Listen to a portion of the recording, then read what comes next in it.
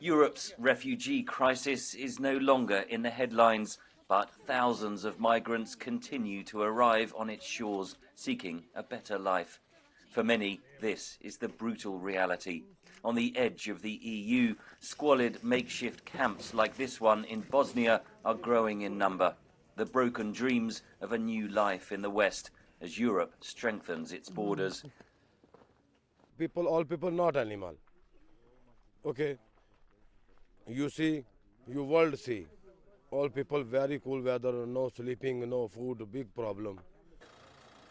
The United Nations estimates that globally 70.8 million people have been forcibly displaced from their homes, an unprecedented number of refugees. The UN says most countries, especially richer nations, are not doing enough to help. The Global Refugee Forum in Geneva is aimed at tackling the disparity.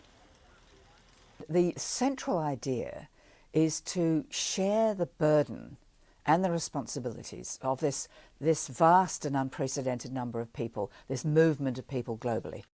There have been similar calls in the past. Tragedies like the drowning of 3-year-old Syrian refugee Alan Kurdi in 2015 have triggered global demands for action with little result. Turkey hosts over 3.5 million refugees, most escaping the war in Syria.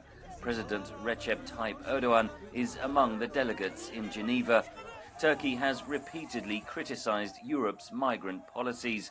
Under a 2016 agreement, Ankara began to stop migrants crossing into Greece in return for $6.7 billion in aid.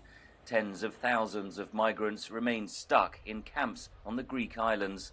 The refugee crisis stretches far beyond Europe. 750,000 Rohingya refugees live in camps in Bangladesh, having escaped a military offensive in Myanmar. Sub-Saharan Africa hosts more than a quarter of the world's refugee population. Conflicts in the Central African Republic, Nigeria, South Sudan, Burundi and Yemen have contributed to the crisis, with 18 million people forced from their homes. And in Venezuela, the political crisis has morphed into a humanitarian catastrophe, with 4 million people fleeing the country. The UNHCR, the United Nations Refugee Agency, says it has a funding shortfall of $3.5 billion, or 43% of its budget. It hopes the Geneva summit will prove a watershed.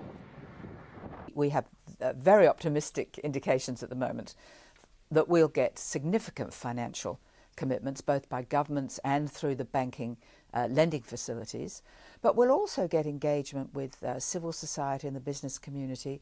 That appears optimistic, given the scale of the crisis and the myriad causes that are driving so many people from their homes. Henry Ridgwell for VOA News, London.